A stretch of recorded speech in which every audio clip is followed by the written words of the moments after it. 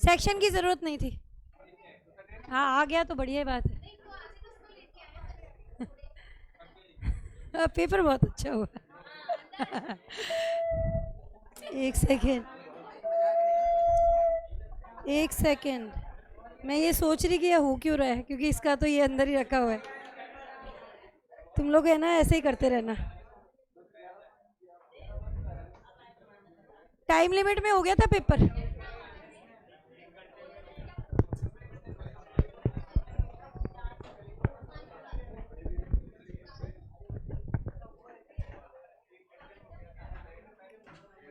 Audio video proper है क्या बच्चों, बताना एक बार।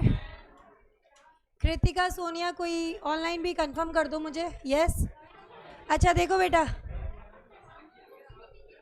अपन यूनिट 3 का रिमेनिंग टॉपिक लेना है। हाँ टाइम लगता है थोड़ा, अपन नहीं करते एक्चुअली, हफ्ता भर तो मान लो। अपन क्या लेने चाह रहे थे, एक तो आई थिंक अपने को डिलीवरी वाला टॉपिक लेना था। नेमो दैट कंप्लीट कर लिया था ना, ठीक है। जो मिस्टेक वाली शीट्स मिली थी ना, कॉन्टेंट एंड सेल्स अडेंडम के नाम से, उसमें मैटर मिलेगा ये वाला। यहाँ से एक बार समझ लो, घर जाके देख लेना फिर। यहाँ पे तो ओपन होगा ही ना।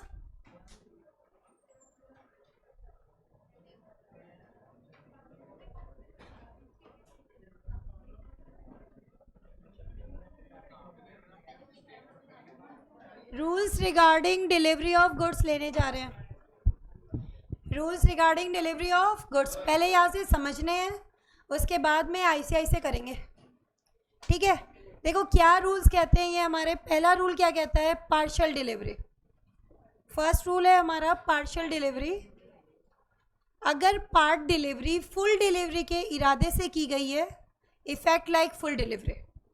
और अगर पार्ट डिलीवरी फुल डिलीवरी से अलग करने के इरादे से की गई है, then effect like part delivery only. कैसे समझोगे, देखो 50-50 की इंस्टॉलमेंट में गुड्स की डिलीवरी करनी थी। फर्स्ट 50 की डिलीवरी कर दी और आगे नेक्स्ट 50 की डिलीवरी करने का इरादा है, इफेक्ट लाइक फुल डिलीवरी। दूसरा क्या कहेगा, फर्स्ट 50 की डिलीवरी कर दी और कहता है आगे नेक्स्ट 50 की डिलीवरी नहीं कर पाऊंगा, in order it to separate it from the rest, effect only like part delivery, effect only like part delivery। अब पढ़ के देखो, if part delivery is done in order to complete the full delivery, effect like full delivery। 50 भेज चुके हो, 50 आगे भेजने का इरादा है, effect like full delivery। part delivery done in order to separate it from full delivery। Part delivery की है और आगे आगे भेजने का इरादा नहीं है, it is in order to separate it, sever it from the full delivery, effect like part delivery only. समझ आई बात की नहीं आई बताओ। ये हमारा हो गया पहला रूल। फर्स्ट रूल है ये डिलीवरी का। सेकंड है टाइम ऑफ डिलीवरी। डिलीवरी किस टाइम पे की जाएगी। कॉन्ट्रैक्ट में समय दिया है तो उस समय पे डिलीवरी की जाएगी, कॉन्ट्रैक्ट में टाइम नहीं दिया है तो रीजनेबल टाइम, ठीक है। और reasonable time is a question of fact and circumstances, ठीक है। कृतिका बिल्कुल सही कह रहे हो, ओनली हेडिंग्स ही देनी थी उसमें आपको, expressly declared word by law में, ठीक है। आगे आ रहा है, बात किसकी कर रहे हैं, एक्सपेंसेस।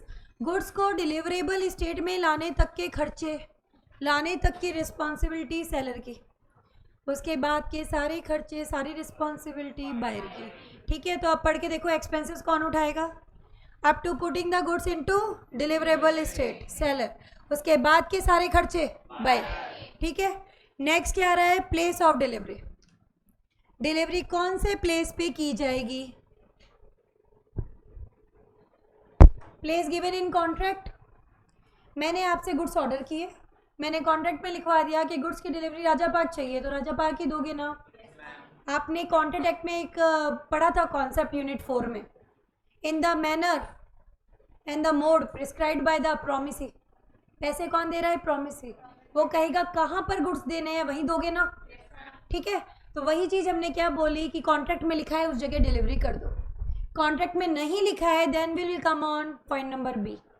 और पॉइंट बी हमारा क्या कहता है, if no place is given in contract. Sale के केस में where the goods are at the time of sale, agreement to sell के केस में where the goods are at the time of agreement to sell, future goods के case में manufacturing place और factory. कैसे, example से समझो। दुकान पे गई, दुकानदार को रुपए दिए, उसने मुझे सामान दे दिया। Place of delivery shop, sale का केस है। Place of delivery shop where the goods are at the time of sale. Clear है।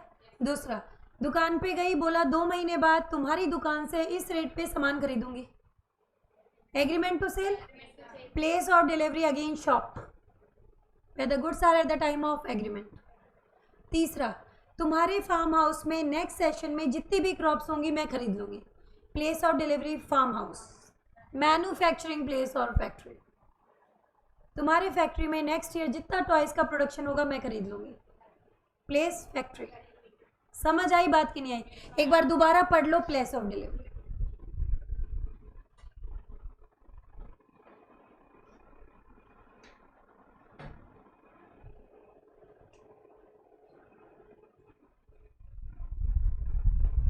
ठीक है। अब बात कर रहे हैं लॉस इन ट्रांजिट। रास्ते में सामान खो गया, नुकसान किसका? बायर का। आप याद करो, डिलीवरेबल स्टेट में लाने तक के खर्चे सेलर के, आगे के सारे खर्चे, सारी रिस्पॉन्सिबिलिटी बायर की। क्लियर है क्या? बताओ। तो ट्रांजिट का लॉस भी किसका? बायर का। रास्ते में कुछ डिस्ट्रॉय हो जाए, किसकी जिम्मेदारी? बायर की। आगे क्या है? Buyer not bound to accept the goods in installment. अपने कॉन्ट्रैक्ट में जब तक इंस्टॉलमेंट की बात ना हुई हो, कॉन्ट्रैक्ट में ही लिखा है कि इंस्टॉलमेंट में डिलीवरी करेंगे तो कोई दिक्कत ही नहीं है। कॉन्ट्रैक्ट में लिखा नहीं है, कॉन्ट्रैक्ट में तो लिखा है लमसम देना है, और आप दे रहे हो किस में? इंस्टॉलमेंट में। आई कैन रिफ्यूज़, कि मुझे नहीं चाहिए, चाहिए तो सारे एक साथ चाहिए, वरना नहीं चाहिए। क्लियर है क्या? बताओ। Buyer is not bound to accept the delivery of goods in installment, he can refuse, मना कर सकता है। आगे क्या आ रहा है देखो। हाँ हाँ,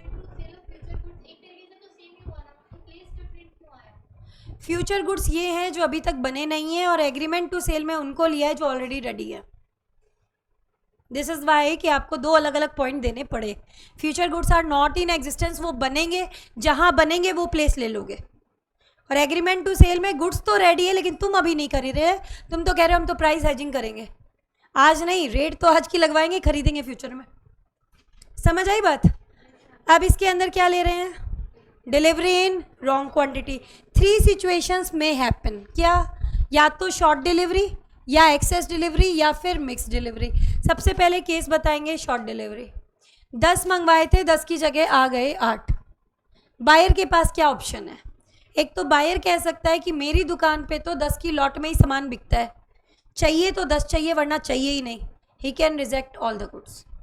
समझ आया? पहला option, can reject all the goods. दूसरा ऑप्शन, वो ये कहता है कि भाई जितने गुड्स आए हैं उतने रख लेता हूँ, कॉन्ट्रैक्ट रेट से पेमेंट कर देता हूँ, बाकी बाद में दे देना। समझ आ रही है चीज़ की नहीं आ रही? बताओ। He can accept the goods and pay at the contract rate. जैसे 10 की जगह 8 आए, कॉन्ट्रैक्ट रेट है पर पीस की 10 रुपीज़। पहले कितने देने थे? 100 रुपये। अब कितने दे देगा? 80 दे देगा। बात खत्म। समझ आई बात की नहीं आई? बताओ। तो can accept the goods delivered and pay at the contract rate.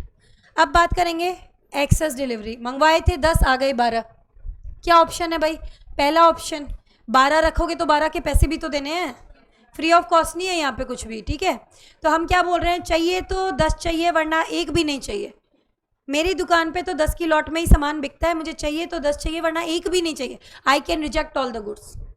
ठीक है, क्योंकि मुझे बार बार वापस करना, मंगाना, ये सब पसंद नहीं है। ठीक है, पहला ऑप्शन तो क्या है? Reject all the goods. दूसरा, गुड्स ऐसे हैं जो मेरे लगातार काम ही आते रहते हैं, कोई बात नहीं, 2 एक्स्ट्रा आ गए तो कोई बात नहीं, अगली बार कम मंगा लेंगे। ठीक है, I can accept all the goods pay at the contract rate. Contract rate 10 rupees. पहले कितने देने थे? आप कितने दे दोगे? 120। काम खत्म। और तीसरा ऑप्शन सबसे सिंपल, जितने तुमने मंगाए उतने रख लो, एक्सेस को रिजेक्ट कर दो, 10 रख लो, 2 वापस कर दो। अब देखो यही 3 ऑप्शन है या नहीं है? Reject all, accept all, pay at contract rate, accept the contract rate, reject the excess ones. यही ऑप्शंस है ना? अब देखो इसके आगे मिक्स डिलीवरी। जिसको हिंदी में बोलते हैं मिलावटी, और मिलावट कभी अच्छी नहीं होती बेटा, तो यहाँ एक्सेप्ट ऑल का ऑप्शन कभी नहीं आएगा। मिक्स डिलीवरी में मिलावट को कभी अच्छा नहीं माना जाता, तो एक्सेप्ट ऑल का ऑप्शन कभी नहीं आएगा। अब डिपेंड करता है मिलावट की किस चीज़ की। वीट में कोई राइस मिक्स कर दे, कोई पागल ही सेपरेट कर सकता है, पॉसिबल नहीं है ना, कौन करेगा इतनी मेहनत, समझ आ रहा है? रिजेक्ट ऑल द गुड्स, खत्म बात। और दूसरा, पेंसिल में रबड़ मिक्स कर दिए तो क्या पता मैं सेपरेट कर लूँ, तो मैं जो जितने मैंने मंगवाए हैं वो रख लूँगी, और जो मिक्स होके आ गए क्योंकि वो मेरे काम के नहीं है वापस करूँगी मैं। मिक्स में एक्सेप्ट ऑल का ऑप्शन कभी नहीं आएगा। क्या दिया देखो, reject all the goods, accept the contractor, reject the mix ones. समझ आ गई बात ये वाली? नेक्स्ट आ रहा है goods are in position of third party. आप याद करो बेटा, आपने टाइप्स ऑफ डिलीवरी पढ़ी थी 3 तरीके की, एक्चुअल, सिंबॉलिक, कॉन्स्ट्रक्टिव। कुछ याद आ रही हैं? कॉन्स्ट्रक्टिव डिलीवरी क्या कहती थी? Goods are with the agent, third party. Delivery कब इफेक्टिव होती थी? When the agent will acknowledge the buyer, I am holding the goods on your behalf. ठीक है, also known as delivery by acknowledgement, delivery by attornment. बोलते थे नहीं बोलते थे? No change in physical custody of goods. क्या दिया हुआ है, अब आगे पढ़ो। Goods are in position of third party. Third party कौन है यहाँ पे? एजेंट। कौन सी डिलीवरी की बात चल रही है? कॉन्स्ट्रक्टेड डिलीवरी। डिलीवरी इफेक्टिव कब होगी? जब एजेंट एक्नॉलेज करेगा किसको? बायर को, आई am holding the goods on your behalf. Rule of delivery है। कॉन्स्ट्रक्टेड डिलीवरी या डिम डिलीवरी की बात चल रही है। क्लियर है क्या बेटा? बताओ यहाँ तक। नेक्स्ट क्या कहता है? Buyer will demand the delivery of goods. Who can demand the delivery of goods? कौन कह सकता है कि गुड्स की डिलीवरी दो? बायर। क्लियर है क्या? बताओ बेटा। Buyer can demand the delivery of goods. Clear है ये? नेक्स्ट देखो, delivery to carrier, deemed delivery to buyer. Unit 3 में पढ़ लिया अपन ने, ये चार्ट में आया था ना। गुड्स दे दिए कैरियर वाले को, मानेंगे, मिल गए बायर को। ठीक है, time for tender of delivery. जब तक time for tender of delivery नहीं दिया हुआ है तो यूजुअली क्या माना जाता है? बिजनेस आवर्स 10 to 6 के बीच में। बाद में बंदा मना कर सकता है, that my office place is closed, come on the next day. Clear है क्या? बताओ। तो time for tender of delivery. हमने ये टॉपिक कंप्लीट कर लिया है। 1-2 छोटे छोटे टॉपिक, इस शीट की सारी शीट हो चुकी है। मिस्टेक वाला जो था ना, अपनी शीट जो थी कॉन्ट्रैक्ट एडेंडम वाली, वो सारी शीटें अपनी कंप्लीट हो चुकी है। कल अपन ने किया था ना इसका डाउनलोड? नहीं किया था, ये रहा।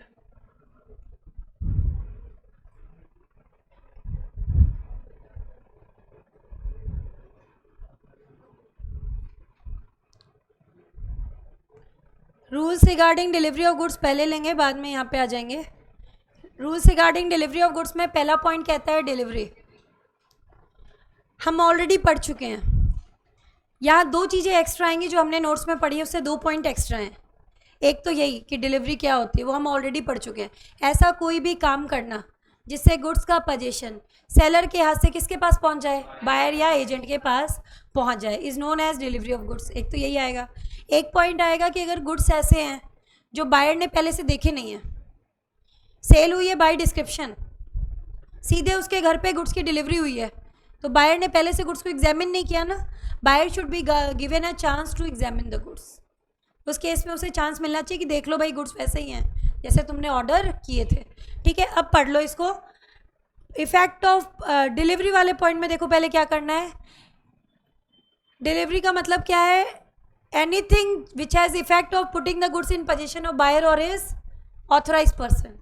कोई भी ऐसा काम करना जिससे गुड्स का पोजीशन बायर या एजेंट के पास पहुंच जाए।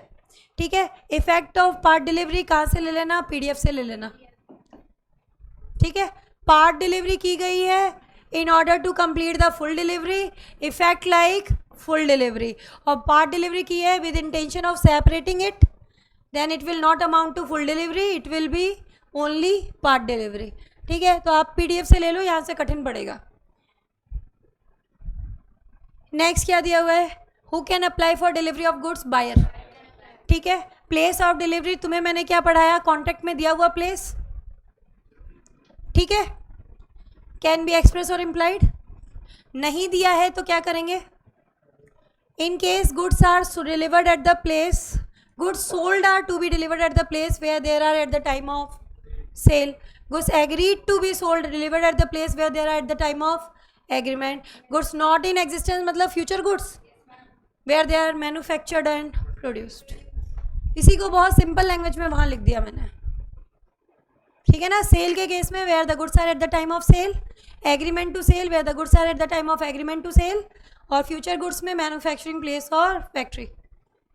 टाइम ऑफ डिलीवरी, ठीक है, कॉन्ट्रैक्ट में दिया गया टाइम, नहीं दिया तो रीजनेबल टाइम ले लो, यही पढ़ा था. Goods in position of third party, किसकी बात कर रहे हैं? Constructive delivery.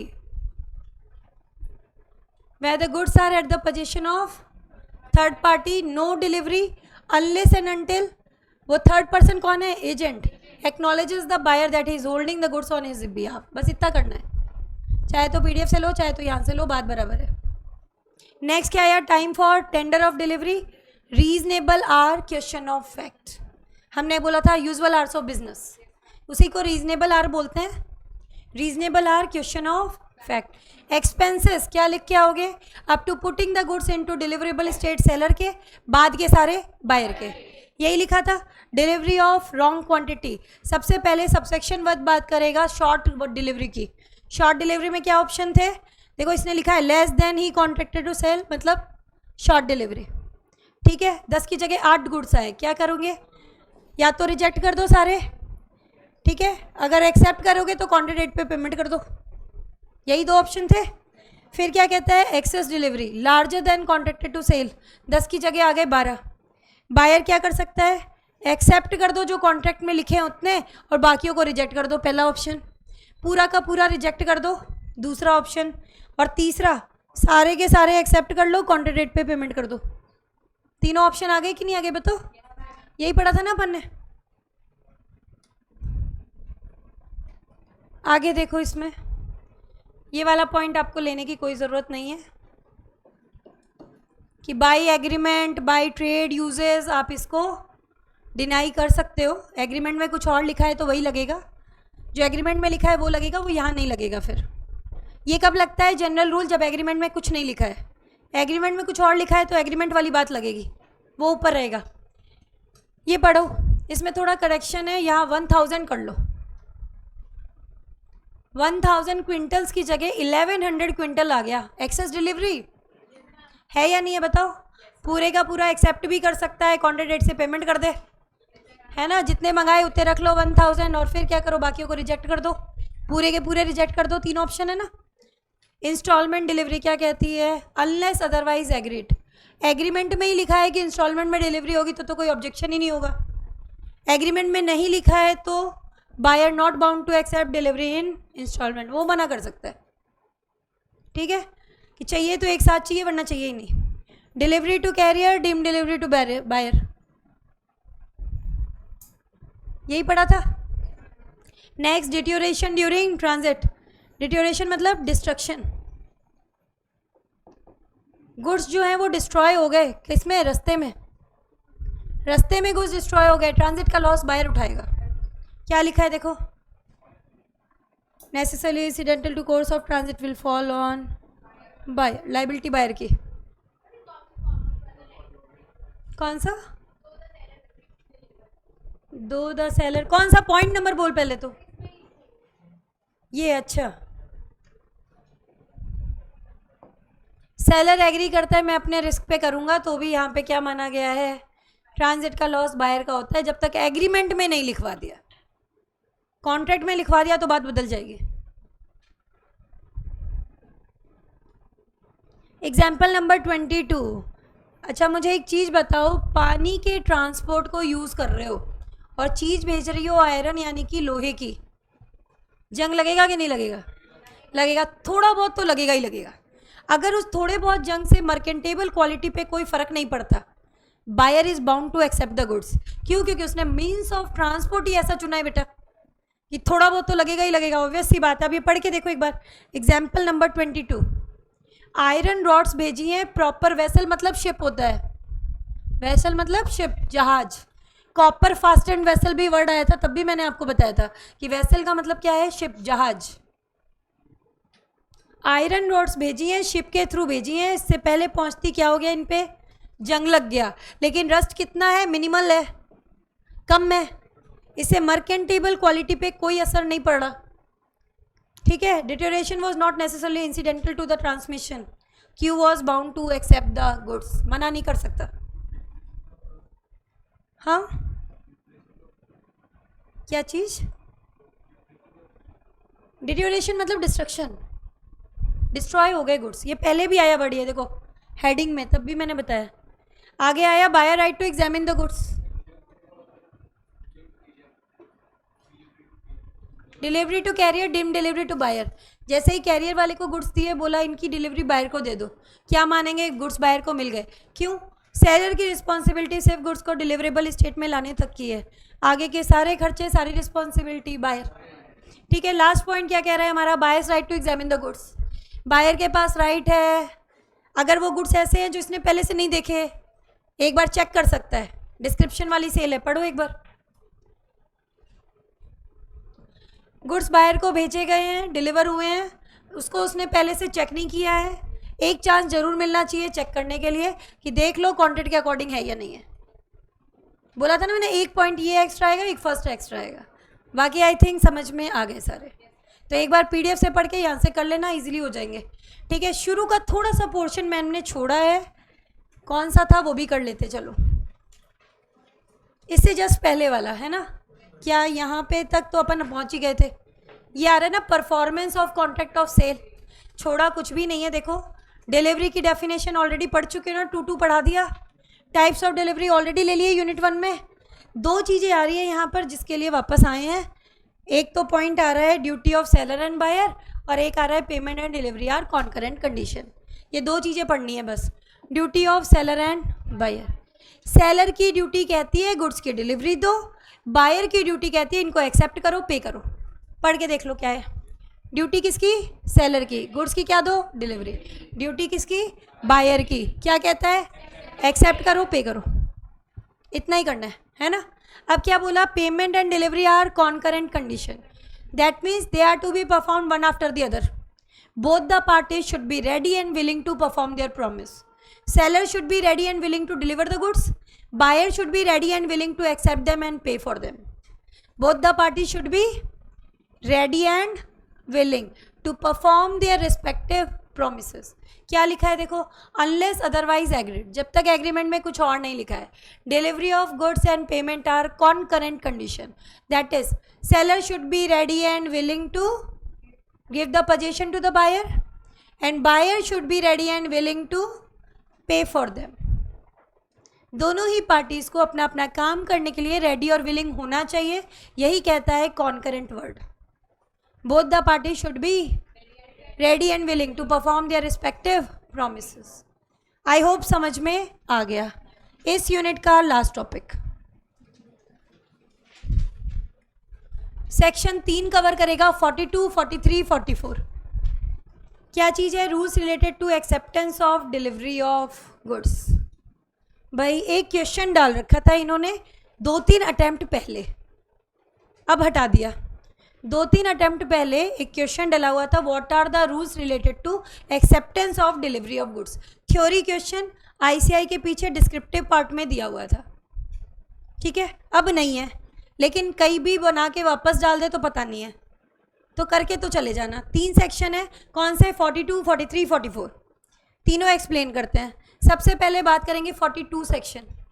24 का जस्ट उल्टा 42 वही बात कहेगा जो 24 में लिखी थी, सेल और रिटर्न बेसिस। याद आ रहा है, वहाँ पे बोला था ना, पसंद आ गया तो क्या मानोगे, सेल, वरना क्या हो जाएगा, वापस। 3 कंडीशन में पूरा मानते थे। बायर खुद कह दे मुझे गुड्स पसंद है, हाँ जी भाई, बोलते ही ट्रांसफ़र। याद आ रहा है, फिर गुड्स को वापस नहीं करता, on expiry of prescribe time limit, reasonable time limit, ownership transferred. तीसरा, does something which is inconsistent with the right of seller equivalent to accepting the goods, sale और प्लेज। जैसे ही सेल और प्लेज करेगा, ओनरशिप ट्रांसफर्ड। याद आ रहा है, ठीक है। सेम टू सेम है या नहीं है मुझे बताओ, सिर्फ क्या पढ़ लेना, एनालिसिस पार्ट पढ़ो इसे एक बार, तुम खुद ही पढ़ लोगे। 24 है या नहीं है बताओ मुझे, बस उसी का उल्टा कर दिया। 42 सेम प्रोविज़न है, वहाँ बोला था सेल और रिटर्न बेसिस, यहाँ बोलेंगे goods Saint on acceptance basis. बात एक ही है, तीनों पॉइंट सेम है कि नहीं है बताओ। बस थर्ड वाला सेकंड पे चला गया, सेकंड वाला थर्ड पे आ गया, है तो वही चीज़।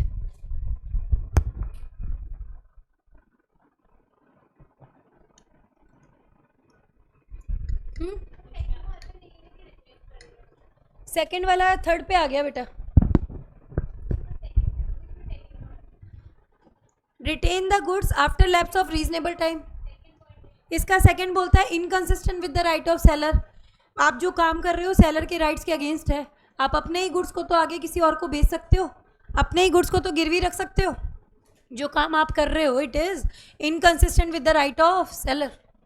जैसे ही ऐसा काम करोगे ओनरशिप ट्रांसफर हो जाती थी, याद आ रहा है? तो ये सेम पढ़ा हुआ है ना। अब क्या दिया है, buyer not bound to return the rejected goods, एक लाइन ऐड करो बट, फिर तुम्हें आगे पढ़ने की जरूरत ही नहीं पड़ेगी, आगे मत पढ़ना चाहे। But seller is entitle to notice of rejection, but seller is entitle to notice of rejection, seller is entitle to notice of rejection. आपने कभी ऑनलाइन सामान मंगाया है? अब ऑनलाइन गुड्स मंगाए आपने, चीज़ सही नहीं निकली, अब वापस करते हो, ठीक है। आप वापस करने उनके यहाँ जाते हो या उनका बंदा आके कलेक्ट करता है? उनका पर्सन आएगा वो कलेक्ट करेगा ना, ठीक है। लेकिन आपको नोटिस ऑफ रिजेक्शन तो देना पड़ेगा ना कि हमें ये चीज़ सब जो है ना वापस करनी है, इसमें ये कमी है, बताओगे तो सही ना। क्या लिखा है देखो, buyer not bound to return the rejected goods, आप वापस नहीं करोगे, अगला भेजेगा अपना बंदा कलेक्ट करने के लिए, ठीक है। But seller is entitle to notice of rejection, उसको जानकारी तो होनी चाहिए ना कि उसके गुड्स रिजेक्ट हुए हैं, होनी चाहिए कि नहीं होनी चाहिए। पढ़ना चाहो तो पढ़ लो, बात वही है। 2 लाइनें दी हुई है, रीड आउट करना है तो कर लो, याद तो इतना करोगे तो भी काम चल जाएगा।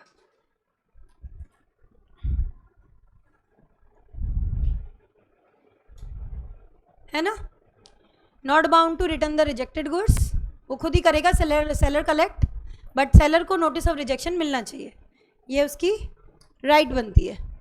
लास्ट पॉइंट क्या कह रहा है वो देखो, section 44, liability of buyer for neglecting और refusing the delivery of goods. Seller जो है हमारा रेडी और विलिंग है, गुड्स की डिलीवरी देना चाहता है, उसने कैरियर वाले को गुड्स दिया, बोला इनकी डिलीवरी बायर को दे दो, बंदा लेके गया गुड्स किसके पास, बायर के पास। अब बायर उनको एक्सेप्ट नहीं कर रहा, सेलर बायर पे केस फाइल करेगा कि नहीं करेगा? करेगा। क्या बोलेगा, give me damages due to non acceptance of goods, तुमने गुड्स को एक्सेप्ट नहीं किया जिसकी वजह से मुझे ये नुकसान हुआ, उसकी भरपाई करो।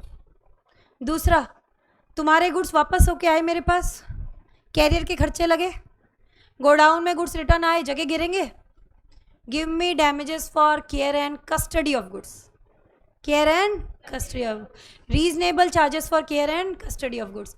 क्या चीज़ है देखो, सेलर तो हमारा इस बार रेडी है, विलिंग है, गुड्स की डिलीवरी देना चाहता है, बायर को रिक्वेस्ट करता है कि गुड्स की डिलीवरी ले लो, लेकिन बायर रीजनेबल टाइम के अंदर भी गुड्स की डिलीवरी नहीं लेता, तो बायर जिम्मेदार माना जाएगा किसके लिए, कोई भी लॉस जो सेलर को होता है उसकी लापरवाही की वजह से, plus he has to pay reasonable charge for care and custody of goods, pay reasonable charges for care and custody of goods। समझ आई चीज़ की नहीं आई बताओ, ठीक है।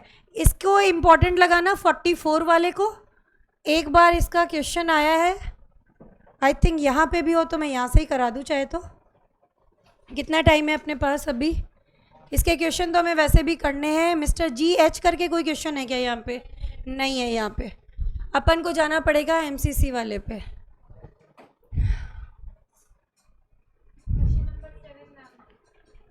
MCC वाली बुक है क्या हमारी यहाँ पे, वरना हमें खोलनी पड़ेगी दूसरे, इसमें नहीं है। एक काम करो, अपन जाते हैं वापस, आज ही डाली है ना इन्होंने। अभी किस में ओपन हो रही थी, लॉ बुक नहीं, ये तो इंटर वाली है, नहीं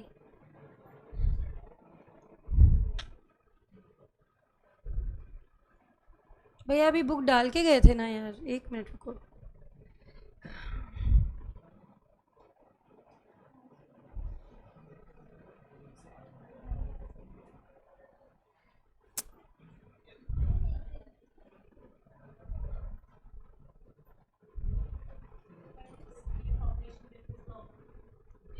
ऊपर वाला खोल के देखें, खुल जाए तो, क्योंकि अभी इसने खोल ही नहीं, एक बार बना कर दिया, डज नॉट एग्जिस्ट बोल दिया। चलो खुल गई ना। अब लेके आते हैं अपन इसको यूनिट नंबर 3 तक। आधी बुक तो हो गई हमारी, इंडिकेशन बता रहा है, इवन आधे से ज़्यादा हो गई।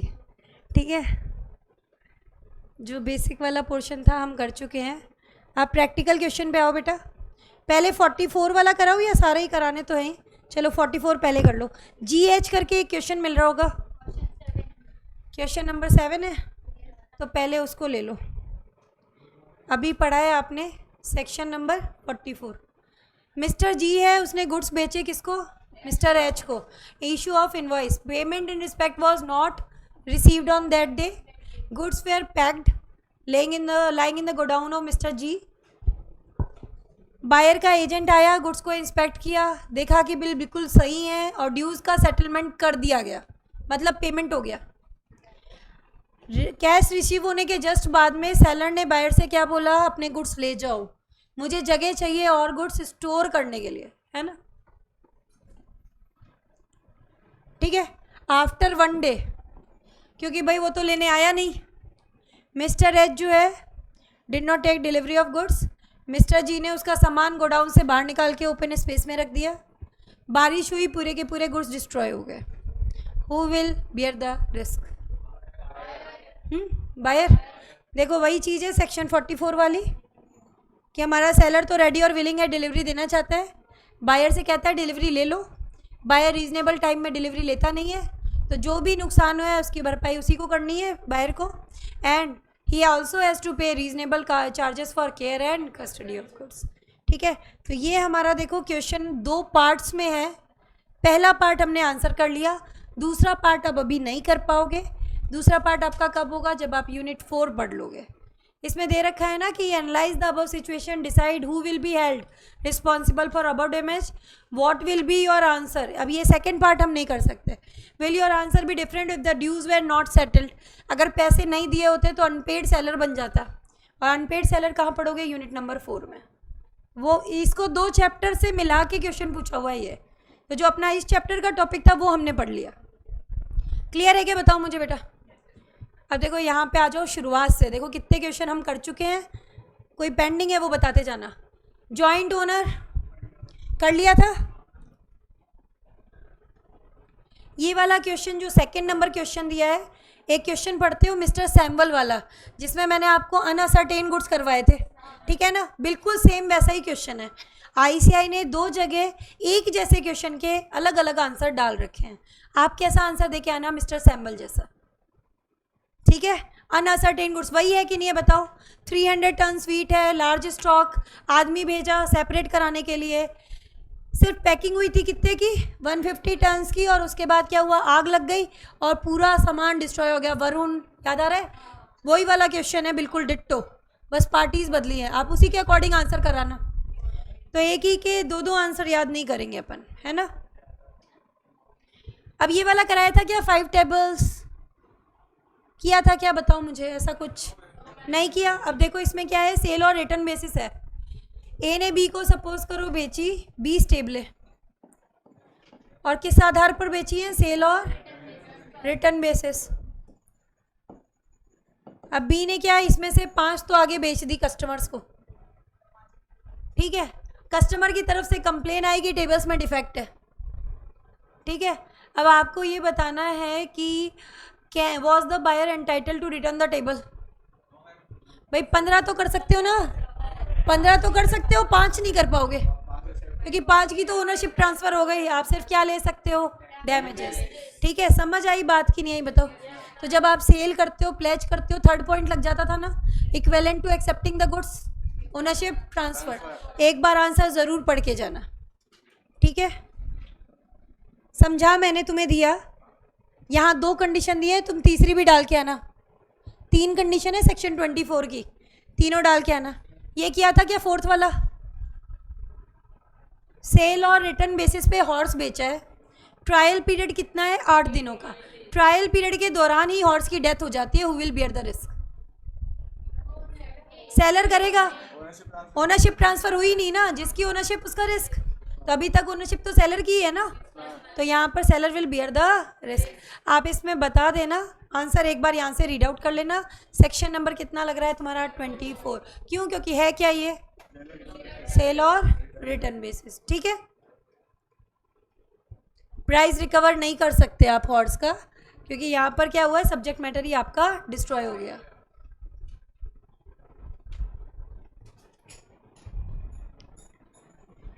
नेक्स्ट क्वेश्चन देखना एक बार, ये करा दिया जोशी वाला, जोशी गणेश, ये किया था ना अपन ने, सेल और रिटर्न बेसिस। मिस प्रीति वाला क्वेश्चन नहीं किया था क्या? होमवर्क में दिया था क्या, ये बताओ? बहुत सिंपल सा क्वेश्चन है। मिस प्रीति ने गुड्स बेचे हैं किसको? मिस्टर जोशी को। किस पे? सेल और रिटर्न बेसिस पे। और मिस्टर जोशी जो है वो आगे क्या करेंगे, इसे मिस्टर गणेश के पास गिरवी रख देंगे, तो थर्ड कंडीशन अट्रैक्ट हो जाएगी, equivalent to accepting the goods. तो ओनरशिप ट्रांसफर हो गई किसको? मिस्टर जोशी को। तो ये सेल भी वैलिड है और प्लेज भी वैलिड है। आप क्या है, मोटर कार वापस नहीं ले सकते, you can only ask for damages. Sale और रिटर्न बेसिस के तीनों पॉइंट दे आना। इसमें ये तुमने किया था, कल मैंने कराया तुम्हें आईसीआई से, किया था ना मर्केंटाइल एजेंट वाला पॉइंट, ये अभी अभी किया। सैम्बल करवा चुकी हूँ, सैम्बल वरुण वाला है ना, अनअसर्टेन गुड्स वाला, ये किया था क्या बताओ? आई थिंक यही वाला कराया था तुम्हें सेल और रिटर्न में मैंने, हो गए थे ना। आर के, मिस आर, मिस के, और सेल और रिटर्न और कैश और रिटर्न दोनों चीज़ें मिक्स होके आई थी इसके अंदर, कराया था ना क्वेश्चन ये वाला, मुझे ऐसा याद आ रहा है मैंने कराया ये। और ये तुम्हें होमवर्क में दिया था जेठालाल, तुमने कहा था कि भाई, तुम्हें बोला नाम देख के तो कर ही लोगे, क्या पता भावनाएं जाग जाए। ये भी बताया था ना, हायर परचेज आए तो nemo dat quod non habet देना है। Nemo dat quod non habet ही आपका किस में जाएगा? लीगल प्रोविज़न में जाएगा। याद रहेगी क्या चीज़ें, बताओ मुझे। यूनिट थर्ड वाइंड अप कर लिए। यूनिट थर्ड के अंदर क्या क्या चीज़ इंपॉर्टेंट है वो सुन लो, क्वेश्चन कैसे आते हैं। थियोरटिकली अगर मैं बात करूँ तो nemo dat quod non habit, direct question 6 number, Nemo that पे डायरेक्ट आ सकता है, और या फिर थियोरटिकली 42, 43, 44 एक्सेप्टेंस बेसिस वाला, क्योंकि ये पहले एक बार आईसीआई में दिया हुआ था डिस्क्रिप्टिव क्वेश्चन में। इसके अलावा सारा पार्ट लगता है प्रैक्टिकल, और प्रैक्टिकल में सबसे इंपॉर्टेंट सेल और रिटर्न बेसिस, सेक्शन 24। प्रैक्टिकल लिख लो इसके भाई, सेल और return basis section 24, passing of property uncertain goods, sample वाला क्वेश्चन 23। ठीक है, और हर प्रैक्टिकल क्वेश्चन में 26 तो अपने आप ही लग जाता है, जिसकी ओनरशिप उसका रिस्क, सेक्शन 26। 27 से 30 तक के नेमो दैट में आ गए ना। रूल्स रिगार्डिंग डिलीवरी रीडिंग लगा जाना, तो बहुत ज़्यादा रटने की ज़रूरत नहीं है, लेकिन माइंड में तो होना चाहिए, इन केस फंस जाओ तो लिख सको। बाकी क्वेश्चन कैसे आते हैं, गुड्स का टाइप दे दिया, आपको पूछेगा रिस्क कौन उठाएगा, तो मतलब ओनरशिप का चार्ट पढ़ जाना। इस चैप्टर की स्टार्टिंग में एक चार्ट दिया मैंने तुम्हें, कौन से गुड्स में ओनरशिप कब ट्रांसफ़र होती है, and who will bear the risk, वो अच्छे से कर जाना। तो एक शॉर्ट समरी कि चैप्टर करना कैसे है, कर लोगे बताओ। प्रैक्टिकल मैंने सारे करा दिए, थ्योरी इस तरीके से कर लेना। यूनिट नंबर 4 स्टार्ट करेंगे कल से, ठीक है। अब अपनी यूनिट 4 जो है 2 या 3 दिन की है, 2 और 3 डेज़ का टॉपिक है, सेल्स ख़त्म हो जाएगा, धीरे धीरे कोर्स ख़त्म हो रहा है। कॉन्ट्रैक्ट सबसे बड़ा हम कर चुके हैं, सेल्स का छोटा सा पोर्शन बचा है हमारा। पार्टनरशिप में सिर्फ 3 यूनिट है। फर्स्ट यूनिट तो ऐसा लगेगी जैसे पूरी पड़ी हुई है, सिर्फ रिफ्रेश कराऊंगी। थर्ड भी इजी लगेगी, फर्स्ट भी इजी लगेगी, सेकंड में थोड़ा सा कॉन्सेप्ट आएंगे, इजी है लेकिन थोड़ी लेंदी है सेकंड। हाँ, कुछ पूछना चाह रहा था, मुझे लगा कुछ कोई, फिर लगा कि पड़ोसी का डाउट है, चुप हो जाओ। ठीक है, किसी की कोई क्वेरी है तो बता दो बेटा। एनी क्वेरी ऑनलाइन, किसी की कोई क्वेरी है? कृतिका, सोनिया, सुजल, नहीं? चलो फिर वाइंड अप करते हैं, कल से अपन लेंगे टॉपिक नया, यूनिट 4 स्टार्ट करेंगे कल।